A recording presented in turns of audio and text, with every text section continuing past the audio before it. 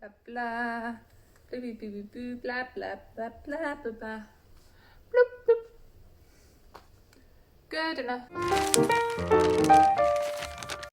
Hey everyone, it's Bethany from Beth and Books and welcome back to this book nook. Today I am sharing with you episode 2 of If You Like This, Then I Think You'll Like This. This is a series where I try to suggest you books based off books you might have already liked. This could be through similar themes, similar motifs, or just a similar vibe, to be honest. I do apologise in advance if the lighting changes up on us. It is a rainy day here in New Zealand, even though it's spring, so it's a little bit in and out behind the clouds, but I'm sure you'll be alright with it. Oh, and as always, this goes both ways. If you like one book, you might like the other. If you liked that one, you might like the other. You get the gist. So the first pairing I have is, if you like The Folk of the Air by Holly Black, I think you'll like The Hazelwood by Melissa Albert. These two books have this fairy tale aspect to them. Both of them are kind of what I would call traditional fantasy, where you've got the classic fairy tropes, the classic perception of humans. The Hazelwood is more of a mystery. You're trying to get down to the bottom of this, the main character's like ancestral past. And then with the Cruel Prince series, it's a little bit more of an adventure tale. I also think the writing styles are fairly similar, so definitely something to check out. For the next one, we have some adult thrillers. If you liked The Gone Girl, then I think you'll like My Lovely Wife. Both of these have really intense plot lines and some really good plot twists. Gone Girl is about a husband and wife where the wife goes missing and she kind of is plotting against the husband. In My Lovely Wife, you also have a husband and wife couple, and it's also got kind of the similar idea of husband and wife have something going on between them.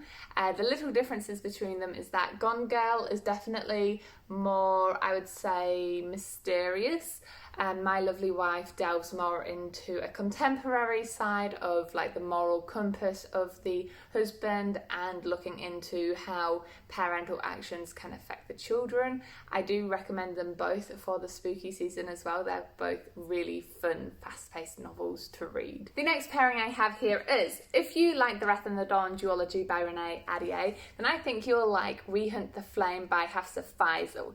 So this duology was inspired by the Middle Eastern tale of 1001 Nights. It definitely has this, I don't know how to explain it. You know when you're in a desert and you see the mirage and it's all like hazy? I can't help but feeling like I'm there. I mean, yes, that's partly to do with the setting and the environment that the characters are in, but the whole story kind of just wraps you up in this slightly distorted reality. They both have fantasy elements and I really love it. In comparison, We Hunt the Flame is actually written by a Muslim author and actually has Arabic in there. For example, the names are all Arabic and at the back it has a glossary.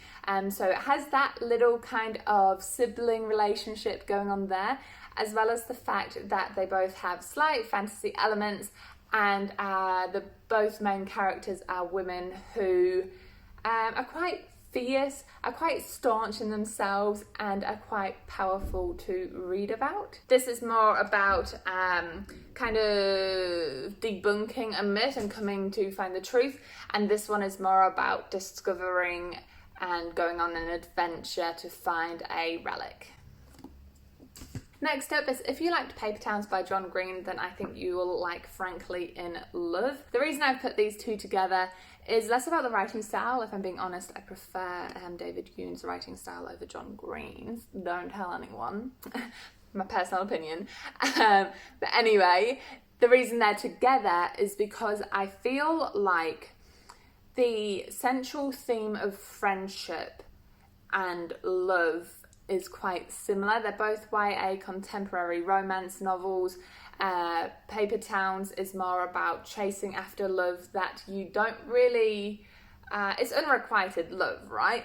Whereas Frankly in Love is more about delving into the whole exploration of what romance is like in a culture.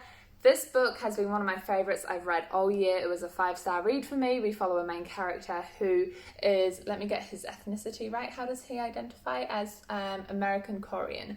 So he was born in America, his name's Frank, and he essentially falls in love with a white girl, but his parents, who are the original people who immigrated from Korea, they don't accept that. They think that Frank should purely love a Korean woman, and so it really delves into that, and it is, I cannot recommend it enough.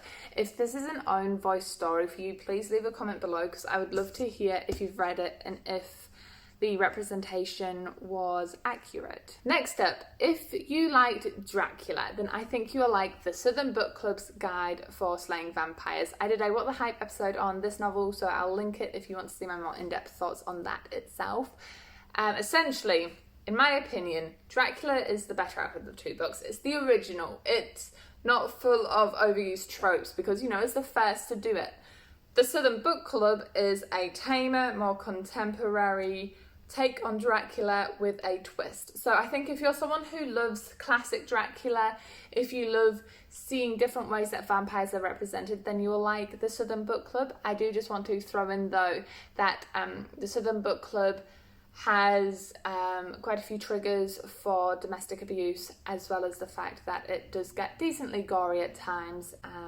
And when I say gory though, interestingly, it's not as intense as you would think it would. It was a real mild, I'm really struggling to explain this. It's like 3/4 of the book is really, really mild. You're thinking, when's everything going to happen? And then the last quarter, all these trigger warnings come out. So just be super aware of that if you do pick it up. Next up, kind of just another John Green here, is if you liked Fault in Our Stars, then I think you'll like Breathless by Jennifer Niven. I have to say thank you to the publishers. I think it's Penguin.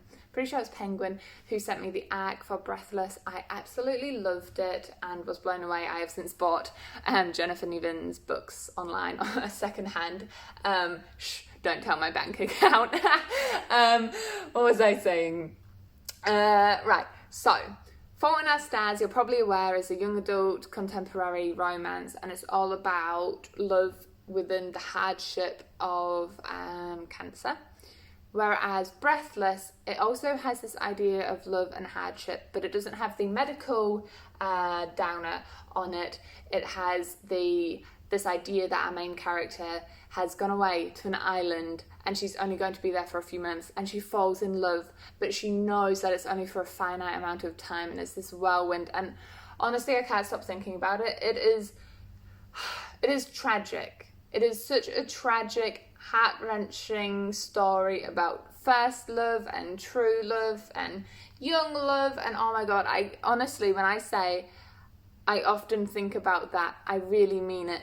It's both books are cry worthy, and I don't say that lightly. I'm not a book crier, but when I tell you the tears came. Next up, this is another young adult, but this is more of a contemporary, you know, fangirly kind of vibe, and that is, if you liked Eliza and Her Monsters, I think you'll like Queen of Geeks. Now, I just want to personally throw in, I think Queen of Geeks was a bit tamer in terms of not what it dealt with, how it dealt with. Both novels kind of deal and discuss mental illnesses, namely anxiety and what comes along with that, if memory serves correct. It's been a while since I read Eliza and Her Monsters, but they're both to do with fandoms and overcoming self-doubt.